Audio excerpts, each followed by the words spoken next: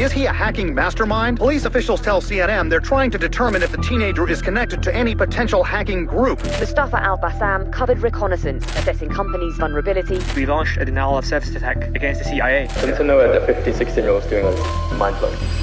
Let me throw a scenario at you. You're a teenager with a unique set of skills far beyond what most people your age have. You're given a choice. Continue being a typical teenager who plays video games and hangs out with friends, or use your skills to make history as the teen who outsmarted the entire US government. This may sound like the beginning to a plot of some fictional superhero origin story, but in the case of Mustafa Al-Bassam, this was a very real choice he faced, and his decision spiraled into one of the most shocking government cyber attacks of all time. Here is how a 16-year-old hacked the CIA. And before we start, I want to wish you guys a beautiful day ahead. The golden child of hacking. While most kids his age were playing soccer, Mustafa Al-Bassam was busy laying the groundwork to become one of the most notorious hackers of all time. But who is this hacking prodigy? Mustafa was born in 1995 in Baghdad, Iraq. When he was 6 years old, he and his family immigrated to the UK and settled down in southeast London. Mustafa describes himself as being naturally drawn to computers very early on. It started when he was 8 years old, and his father came home one day with a computer. Mustafa began by spending hours playing computer games, but his interest in computer games took a very unusual turn, especially for an 8-year-old. Mustafa began to wonder, how do computers actually work? So at 8 years old, he started exploring computer programming and learned a lot about algorithms, digital coding, and data analysis. He even started building his own websites using Microsoft FontPage, which is a program that allows users to write their own computer codes and post them on the World Wide Web. How an 8-year-old was capable of doing all this is beyond me. Mustafa's interests then shifted from creating websites to manipulating other people's websites. He'd go in, reprogram them, and rewrite their codes. This is what most people know as the art of computer hacking, and Mustafa was about to become one of the greatest hacking artists of all time. Mustafa carried out his first online hack when he was only 9 years old, and it all started when he was sitting in his bedroom doing his math homework. He realized he didn't have a calculator, so he searched the web and found an online calculator website, but discovered that he could rewrite the entire website's computer code. With this newfound knowledge, he couldn't resist the urge to tamper with it. And in that moment, Mustafa just performed his first cyber hack. This calculator had a security hole in it where you could basically type computer codes into this calculator and you could hack the entire website. From there, the golden child of hacking was born. Every day, Mustafa was glued to his computer, hacking into all kinds of websites. His boldest move? Hacking into his own school's web server. Inside, he found details like teachers' salaries and grades of the other students. Then his school found out. How did the school react to that? They didn't really take it very well at all because they kind of thought I was trying to blackmail them. He wasn't actually trying to blackmail his teachers and classmates. He just wanted to practice hacking the same way athletes practice sports. And because of that reason, the school let him off the hook. But his hacking skills didn't end there because Mustafa needed more of a real challenge. So he dove straight into the internet to find hacker groups and communities that he could learn from. But what he found was unexpected. Despite all these communities of hackers, Mustafa realized that he was actually better at hacking than the majority of the people online, even the ones that were older than him. Then, at the age of 13, Mustafa stumbled upon an article about an online hacking group called Anonymous. Anonymous is one of the biggest online vigilante groups. Members hack into companies and governments. You've seen them wearing masks in protest.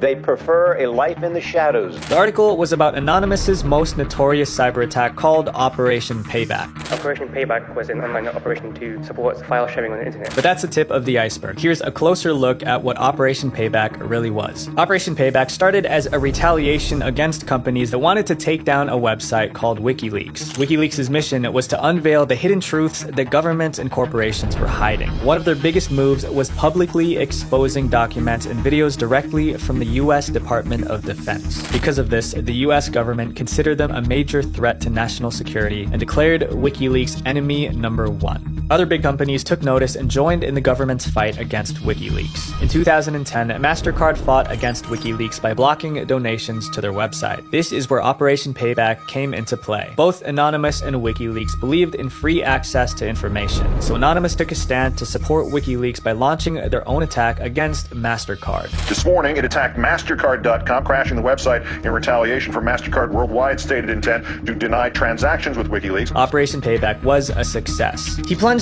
deep into this group of online vigilantes, and for the first time ever at the age of 13, he would go on to help perform one of their most extreme cyber attacks yet, taking down the Tunisian government. Mustafa was amazed by the real-world power of Anonymous's online hacking, and at that moment, he found his community. In December of 2010, the Tunisian people began a revolution against their government. The revolution was in response to government corruption. At the time, Tunisia was run by President Ben Ali. But Ben Ali wasn't a president, he was a dictator. Ben Ali misused government funds, rigged elections, and censored free speech. The Tunisian people grew more and more frustrated with his oppressive government, so they decided to publicly protest. The Tunisian revolution matched what Anonymous believed in, bringing down an oppressive government, battling censorship, and most importantly, stirring up chaos. So Anonymous decided to join the revolution. The Tunisian government has decided it wants to control this present with falsehoods and misinformation and restrict the freedoms of their own people, all of this in order to impose upon them their own self-serving vision of the future. The online vigilante group's mission was to help the Tunisian people stand up to their own government. From cyber-attacking government websites to even providing the Tunisian people hacking software, Anonymous had no limits. They made sure that the government's censorship was exposed for all the public to see. And as a result, the Tunisian president Ben Ali fled to Syria. Operation Tunisia was a success. This operation was Mustafa's first taste of the real-world impact of cyber hacking.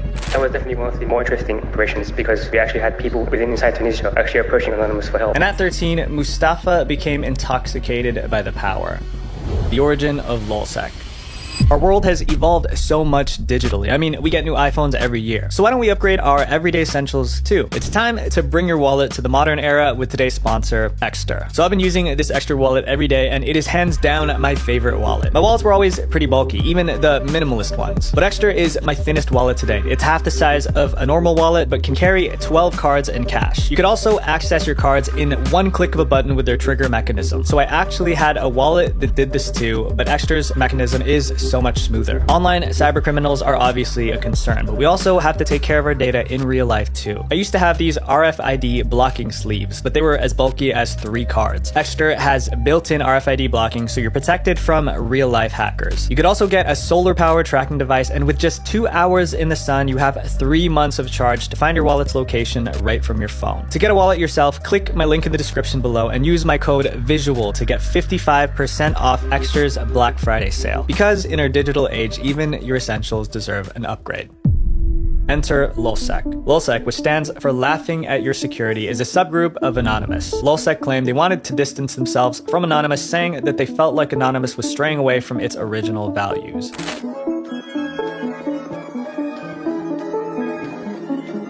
In reality, though, it seemed like they were just hacking for entertainment.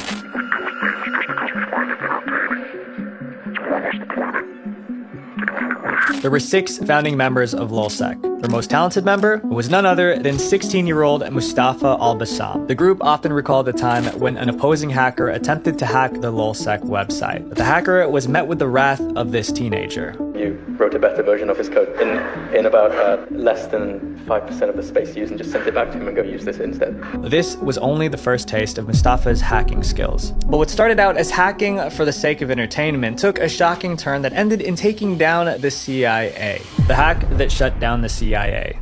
This all began with what LulzSec called Operation Anti-Security, aka #AntiSec. Operation Anti-Sec was a hacking spree that involved cyber attacks against governments and organizations to expose classified information. And each attack grew more and more extreme. The operation's first target was the FBI. LulzSec started an attack against one of the FBI's security contractors, HB Gary. HB Gary is a company that creates security software that helps expose computer threats. In 2010, the FBI hired HB Gary to defend against online hackers. HB Gary and the FBI received the word of LulzSec and the threat they posed to cybersecurity. So an executive of HB Gary decided to publicly wage war against LulzSec. An executive at this computer security firm, HB Gary, provokes them, goes to a computer security conference and says, I'm going to reveal the primary members of this group. That executive who threatened to expose members of LulzSec was HB Gary's CEO, Aaron Barr. From there, LulzSec was determined to take down HB Gary and Aaron Aaron Barr. They began a cyber attack on HB Gary's servers, trying to poke holes in its security. Mustafa discovered that HB Gary's biggest security threat was its own CEO, Aaron Barr.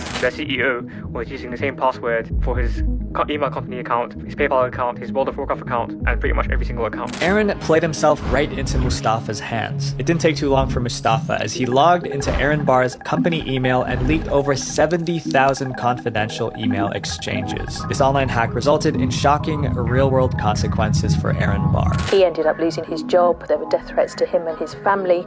They had to move house. So the impact for him was very serious. But this was just the beginning of the serious real-world consequences of Operation Anti-Sec. Mustafa and Lulzsec were ready to take on their next target, another FBI affiliate known as InfraGard. InfraGard is an alliance of volunteers from the government and private sectors who want to make sure the country's infrastructure is secure. InfraGard is a non-profit organization that helps the FBI securely share online information with other governments and businesses. And they were also one of the biggest victims of Lulzsec and Operation Anti-Sec. In 2011, the war on InfraGard began in response to President Barack Obama declaring war on cybercriminals.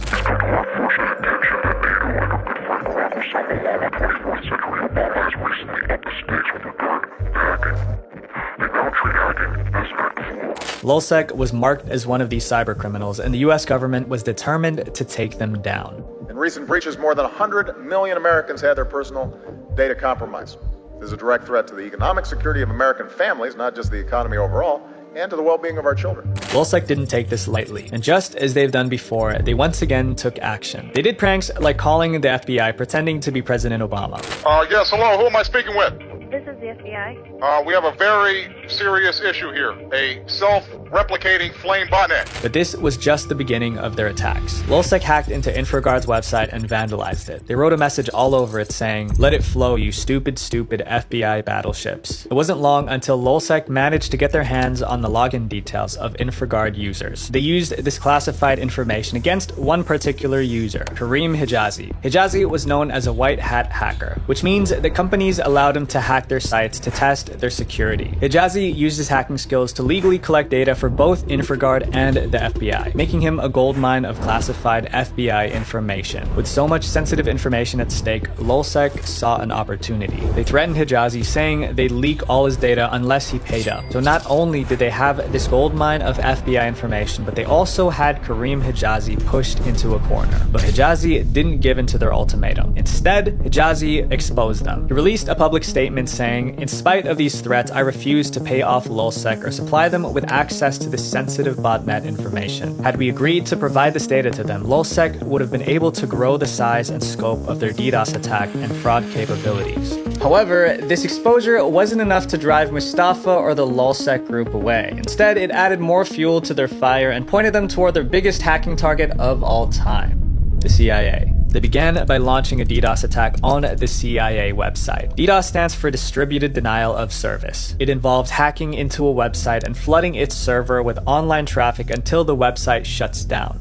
Basically what it does is it floods a website with so many requests, so many bogus visitors that from so many different directions that the site simply crumbles under the traffic. Think about a DDoS attack this way. Let's say you're in math class. Your math teacher is showing you how to do a math equation. You're able to keep up with what they're saying at first. Your teacher begins speaking faster and throwing more and more information at you. Soon enough, you're no longer able to process what your teacher is saying, so you give up and your brain shuts down. This is what happened to the CIA website. Mustafa and Lulzsec flooded the CIA website servers until they shut it offline. But the website didn't just go offline. All of the CIA's internal databases also shut down. At 16 years old, Mustafa infiltrated the most secure government organization and news spread like wildfire. This was a massive embarrassment for the US government. After 4 hours of hacking chaos, Lulzsec posted a tweet saying, "Good night, Twitter. The CIA anti-lizards will probably rise from the packet sea while we rest our shining yet saturated power field arrays." To Mustafa and Lulzsec, this was their ultimate hacking accomplishment. But little did Mustafa or the other Lulzsec members know there was a rat among them, and the hack into the CIA was already compromised from the beginning.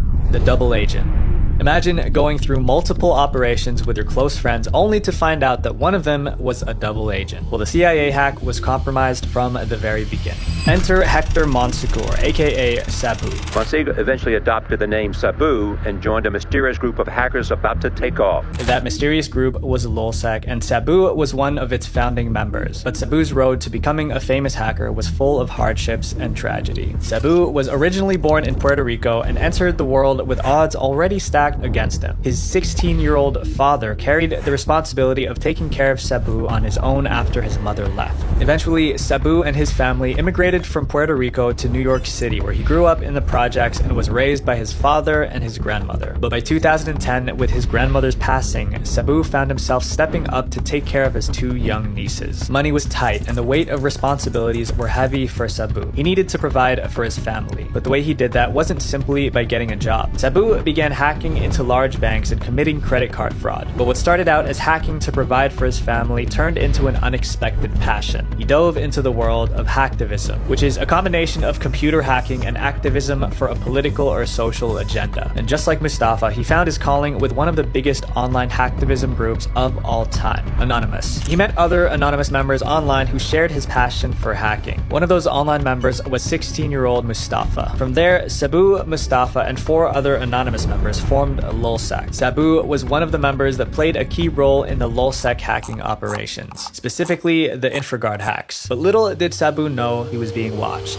Days after Lulzsec hacked into the FBI affiliate Infraguard, the FBI came knocking on Sabu's door. They finally arrested Sabu and gave him an ultimatum. So they said, well, we know who you are. We know what you're doing. And we also know you have 2 kids in the house. You make the decision. Sabu had a choice. He could refuse to give up information about Lulzsec and risk going to jail, or he could help the FBI and avoid jail time. Sabu decided to do what was best for his family and became an FBI informant. His main mission? Help the FBI take down Lulzsec. To carry out this mission, Sabu continued working with Lulzsec and participated in their CIA hack, which helped him seem less suspicious. While he was doing this, he was also collecting Lulzsec's secret data and chat logs. Mustafa and the other Lulzsec members had no idea. Whether Sabu felt bad for turning on his fellow Lulzsec members is up for debate. It wasn't a situation where I identified anybody. I didn't point my fingers at nobody. I did not provide... You're rationalizing this. No, I'm giving you reality. My cooperation entailed logging and providing intelligence. In reality, Sabu's decision led to a downward spiral for his fellow Lulzsec member, Mustafa. While playing on his computer in his childhood bedroom, Mustafa heard a bang on the door. It was the UK police. The police barged into Mustafa's bedroom and raided the entire room. I just kind of sat in my room for 3 hours as I watched them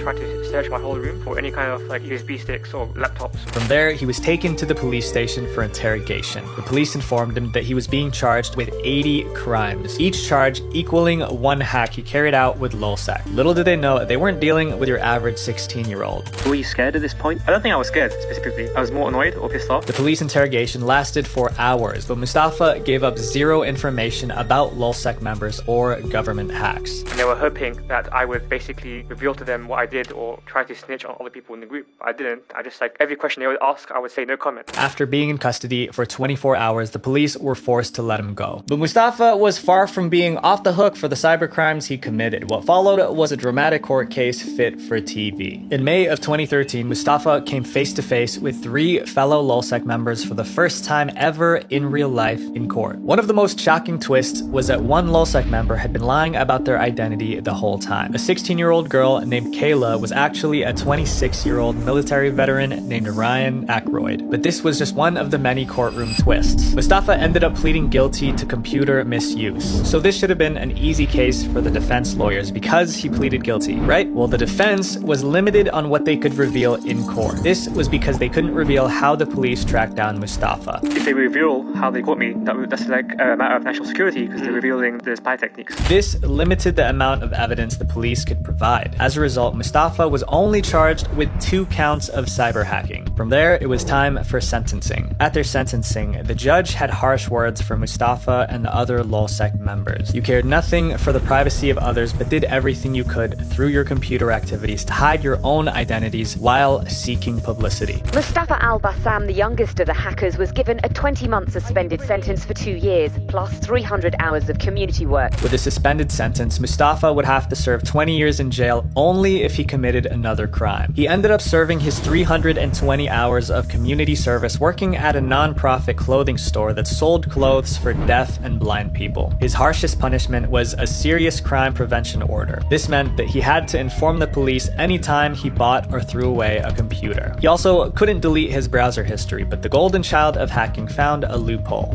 They never said I couldn't use private browsing mode, so that was the easy way around it. After the court case saga, there was still one big question. Was this the end of LulzSec? Whether LulzSec is still around remains a mystery. After the members' arrests, LulzSec claimed they were disbanding. In a statement released on its Twitter account, it said, "Our crew of 6 wishes you a happy 2011.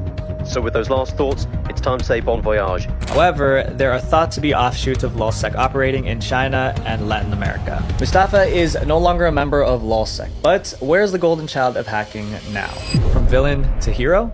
Today, Mustafa's life looks pretty different from what you'd expect for a convicted felon. After his arrest, Mustafa earned a PhD in scaling cryptocurrencies and blockchain technology from University College London. And in 2021, he founded a company, Celestia Labs, that uses blockchain technology to provide Web3 security. He even landed a spot on Forbes' list of the top 30 tech entrepreneurs under the age of 30. But there's one very ironic part to the story. Mustafa now advises companies and governments on how to strengthen their cybersecurity. Yes, the 16-year-old who hacked the CIA now helps protect against hackers. The companies that are being impacted by this ransomware today are the companies that haven't updated their software. This is why it's very important to make sure that your software is up to date so that any vulnerabilities on your systems can be patched. Today, Mustafa is considered a tech mogul and has an estimated net worth between $5 to $10 million. Despite his success, some people are still critical of Mustafa. They argue that Mustafa got off too easily for his cybercrimes against the FBI and CIA. But it all boils down to this. Is Mustafa a criminal mastermind posing a major threat to national security? Or is he a cyber Robin Hood taking from greedy governments and giving to the public? Before you answer, consider this. We're presented with a choice between good and evil every single day. This choice can be as small as driving on the highway and letting a car merge into your lane versus speeding up and blocking them. Whichever option you choose, you have your own reason behind it. So, was Mustafa Al-Bassam a villain or a hero? I'll let you decide.